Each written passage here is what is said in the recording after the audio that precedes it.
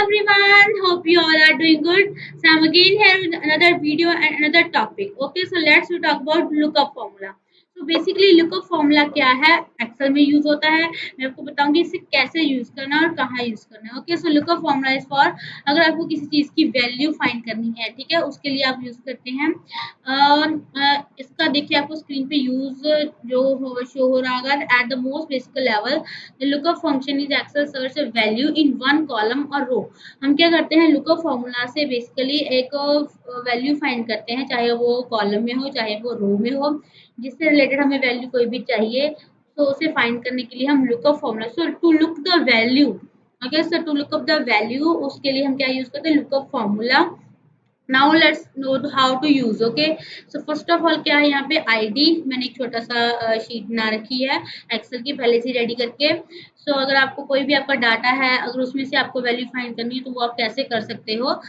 मैंने देखिए एक आईडी है, आईडी वाला सेक्शन बना रखा है, नेम है and then salary. Okay, salary वाला ऑप्शन बना रखा है।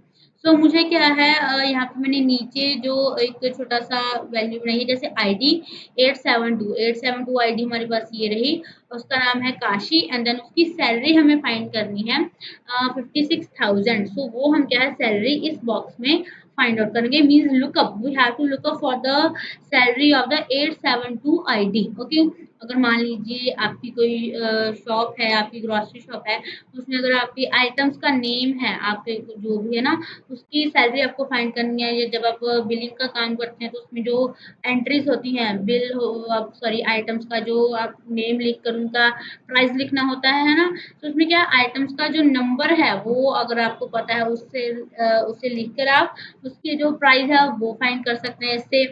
या अगर आपको किसी पर्सन की सैलरी फाइंड करनी है, आपके अंडर जो काम करता था, तो उसकी आप लुकअप फॉर्मूला से लुकअप कर सकते हैं उसकी वैल्यूज या उसकी सैलरी इस फॉर्मूला से। Okay, so then how to use it. सबसे पहले क्या है, आईडी है हमारी 872 हमने लिख ली, देन सैलरी।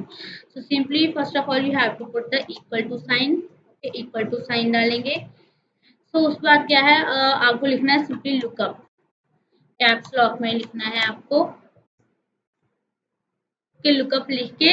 देन उसके बाद आपको ब्रैकेट्स शुरू करनी है, उसमें आप पहले डालेंगे लुकअप वैल्यू, मतलब आपको कौन सी वैल्यू का रिजल्ट चाहिए। जैसे हमने यहाँ पे आईडी जो है वैल्यू यूज की है, हमें उसका रिजल्ट चाहिए, मान लीजिए 872। सो वो उसका सेल जो का उसका एड्रेस लिखेंगे, लाइक बी कॉलम में एंड देन रो है उसकी 15, B15,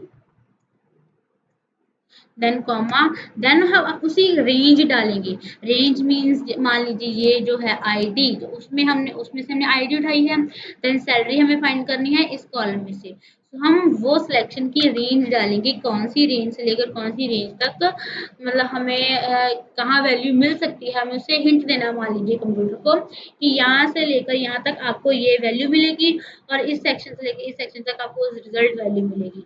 फॉर एग्जाम्पल मान लीजिए B15 हमने जो कॉलम की सॉरी सेल की वैल्यू पुट की है वो आईडी है, तो आईडी में से हम उसकी वैल्यू उठाएंगे, ठीक है। वो कहाँ से, A2 से लेकर A12 तक। A2 जो मतलब A कॉलम में सेकंड रो से लेकर 12th रो तक जो सिलेक्शन एरिया है वो उसे यूज करना है उस आईडी को फाइंड करने के लिए। और जो रिजल्ट है वो कहाँ से फाइंड करना होगा उसे, सी कॉलम से सेकंड रो से C2 से लेकर C12 तक। अब हम उसे सिलेक्शन एरिया देंगे, मतलब रेंज एक प्रोवाइड करेंगे। ओके, ठीक है। देन B15 वाज जो हमने आईडी यूज की है वैल्यू। ओके, देन अब लिखेंगे A2 A2 उसके लिए क्या है, उसके बाद हम जाएंगे डबल डॉट वाला साइन जो है वो A2 से लेकर A12, ओके A12 तक, देन कॉमा, और उसकी रिजल्ट वैल्यू हमें किस कॉलम में से सिलेक्ट करनी है, C कॉलम में से। सो C2 से लेकर कहाँ तक करनी है हमें वैल्यू, C12 तक। तो उसके बाद ब्रैकेट बंद।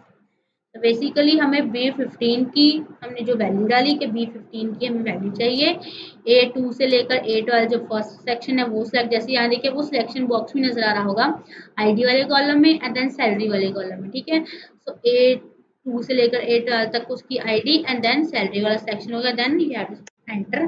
सो हियर इज द सैलरी, ये उसकी सैलरी हमें फाइंड आउट हो गई। सो ये तो बहुत छोटा सा मैंने एक शीट प्रिपेयर की थी डाटा। अगर आपके पास बहुत ही इंक्रीज अमाउंट में डाटा है, ठीक है, आपको बहुत ही शीट्स आपकी प्रिपेयर्ड हैं, उनमें से आपको डाटा फाइंड करना है। सो आप इस तरीके से फाइंड कर, सिंपली आपको आईडी मालूम होनी चाहिए, या जो भी आप उसकी आईडी या कोई रोल नंबर या कुछ भी आपको डाटा प्रोवाइड किया है आपने से एज आइडेंटिटी, वो आपको मालूम हो। देन आप उसके बारे में सैलरी निकाल सकते हैं, आप उसका नेम निकाल सकते हो, एनीथिंग यू वांट। अगर मान लीजिए हमें नेम पता करना है, कोई भी वैल्यू, मान लीजिए यहाँ पे हमने फिर से आईडी लिख दी, कौन सी कोई भी आईडी का आप फाइंड कर सकते हो। मान लीजिए यहाँ पे हमने इसमें कर दिया 784, ये 784 आईडी हमारे पास है, बट हमने उसका इस टाइम नेम पता करना है कि उस आईडी पे जो पर्सन था उसका नेम क्या है। ओके, सिंपली वैसे ही हम पुट करेंगे formula equals to, then we lookup, sorry lookup, then bracket, और उसमें हम वैल्यू सिलेक्शन एरिया डालेंगे। पहले तो बॉक्स डालेंगे कि कौन सी आइटम, जैसे यहाँ पे एफ एफ कॉलम में से 15 रो, तो simply F 15, then comma, range डालेंगे A2 से लेकर A12 तक। देन अब इस बार क्या है, हमें नेम सेलेक्ट करना है। फिर हमने सैलरी, यहाँ पे हमने सैलरी फाइंड आउट करनी थी, सो हमने वो एरिया कोई रेंज दी थी सेलेक्ट करने के लिए, but this time we have to find name, name find करना है। सो अब हम नेम का जो एरिया है, नेम का जो कॉलम है, उसकी सिलेक्शन का एरिया, अब सिलेक्शन रेंज जो है वो इसे प्रोवाइड करेंगे, जैसे B2 से लेकर B12 तक। Okay, comma B2 to B12, simply bracket close, enter. So here is the name, उस पर्सन का जो नेम था मेरा रमेश, वो वहाँ पे आ गया। इस तरह के आप लुकअप फॉर्मूला यूज कर सकते हैं। आप ऐसे ही आपके पास आपके जो डाटा होगा, आपकी जो बिलिंग है, आइटम्स आपके हैं, कोई भी आपने सामान इम्पोर्ट किया, एक्सपोर्ट किया, अगर आपको फाइंड करना है कि उसका प्राइस क्या था, तो आप इस तरह फाइंड कर सकते हैं। अगर आप किसी पर्सन के बारे में जानना चाहते हैं, अगर आपका स्टाफ का जो डाटा बना हुआ है उसमें से आप फाइंड करना चाहते हैं, तो इस तरह फाइंड कर सकते हैं। ओके, तो टिल देन आज के लिए इतना ही, बाय।